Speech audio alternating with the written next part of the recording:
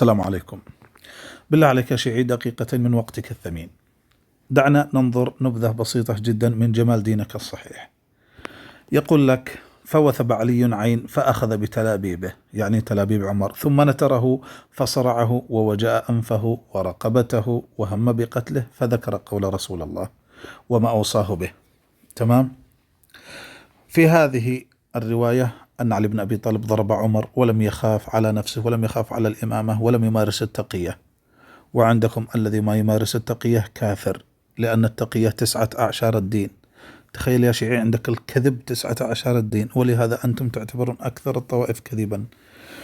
المهم، علي بن أبي طالب لم يمارس التقية فهو عندكم كافر. أيضا عندكم الزهراء عليها السلام قبل ذلك يقول لك: فذكر قول رسول الله، معنى ذلك أنه كان ناسي ثم ذكر، وهذا يهدم العصمة. كيف ينسى ثم يذكر؟ وفي مشكلة ثالثة: طيب ليش مرة يدافع ومرة ما يدافع؟ طيب ليش ما يضربهم كل ما دخلوا على الزهراء؟ يضربهم ويعني يطردهم من بيته. ما دام أن الضرب جائز ليش ما يضربهم بدون قتل؟ ما نقول قتل، يقتل، يضربهم ضرب عادي وهم راح يهربوا. شوف كيف اللخبطة في دينك الصحيح يا شيعي. أيضا مشكلة رابعة على هذه الرواية، وهي أن الزهراء عليه السلام لا تعترف بالوصية ولم تكن تعرف الوصية.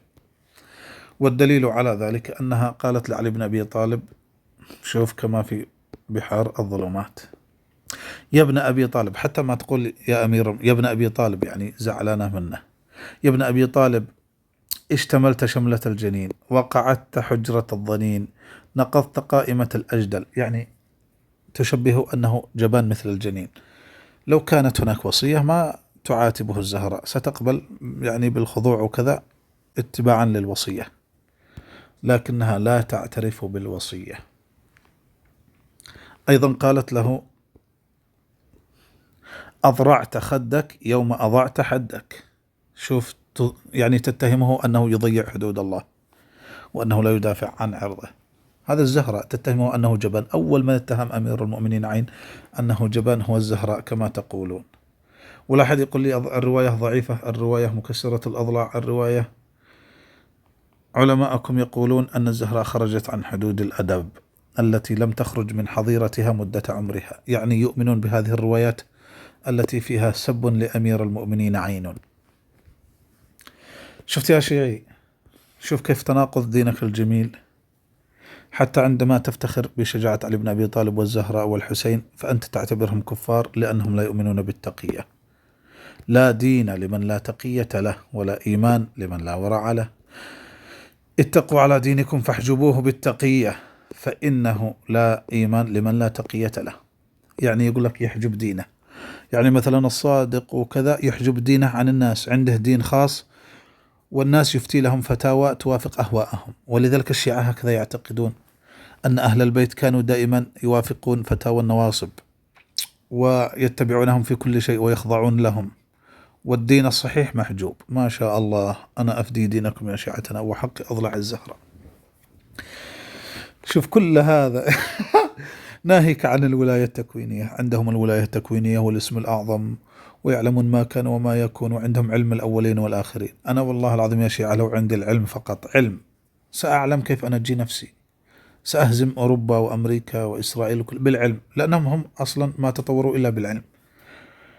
فأنت يا شيعي شوف كيف اللخبطة هذه، مرة خالقين، مرة يمارسون التقية، مرة يضربون عمر، مرة يحافظون على أنفسهم، مرة يحجبون دينهم، مرة لا يحجبون دينهم، مرة يسبون، مرة يخرجون على الحكام، مرة خائفين. لخبطة وحق أضلع الزهرة. إذن يا شيعي شوف كيف دينك متناقض. المفروض أصلا أنك ما تنقل الدين لأنه وظيفة المهدي عج، لكن عندك أن المهدي عج جالس يوزع الفلوس والحوائج ويرى الناس ويسمعهم ليلة الدخلة، ويلتقي بالناس في الحسينيات والحج، وكل حياته لقاءات، كل واحد يدعي لقاءات المهدي عج، ومع ذلك لا يعطي الناس كتاب صحيح، فقط فلوس حوائج. يا أخي ما أجمل دينك يا شيعي، صدقني إنه يستاهل التعب عليه، ويستاهل المناظرة، ويستاهل الوقت. دين جميل يا أخي. الإمامة،